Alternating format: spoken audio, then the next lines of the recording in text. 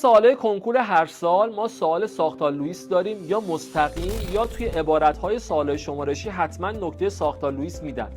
یه سوال ساختار لوئیس کنکور تجربی تیر ماه 1402 رو براتون آوردم که با هم بررسی کنیم. یه نکته میخوام بهتون بگم.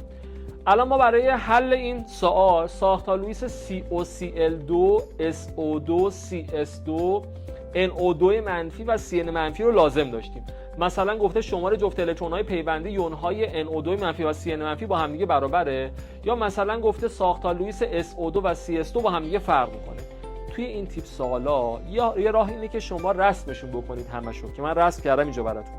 اما راه بهتر اینه که قبل از کنکور با تمرین زیاد ساختار لوئیس های مهم تو ذهنتون بیاد و وقتی مثلا بهتون میگه CS2 سریع شکل CS2 تو ذهنتون بیاد، یا مثلا میگه COCl2 بدونید که مثلا 4 تا پیوند داره و دیگه رسمشون نکنید. یکم سخت آوری تمرین بکنید که توی سوال کنکور اگر تست مستقیم ساختار لوئیس داشتیم یا سوالی رو داشتیم که توی عبارت‌های سوال‌های شمارشی از ساختار لوئیس استفاده کرده بودن، چون شما قبلا خیلی زیاد تمرین کردی دیگه نیاز به رسم نداری، دیگه نمیخواد دونه دونه رسم کنی و بررسی کنی.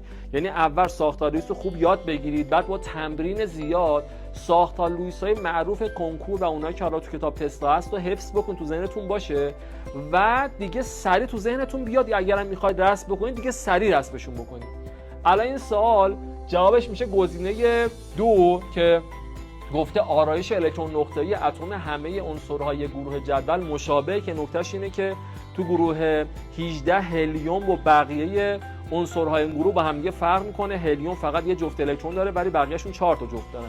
اما لازم بود که شما ساختار لوئیس اینا رو بررسی کنید دیگه. یعنی اگر این سال یه سال شمارشی بود مجبور بودید که این همه ساختار لوئیس هم رسم بکنید. جمع‌بندی بحثم اینه که توی ساختار لوئیس با تمرین زیاد سعی کنید یا سرعتتون رو زیاد بکنید یا اینکه ساختار لوئیس ترکیبای مهم رو حفظ کنید.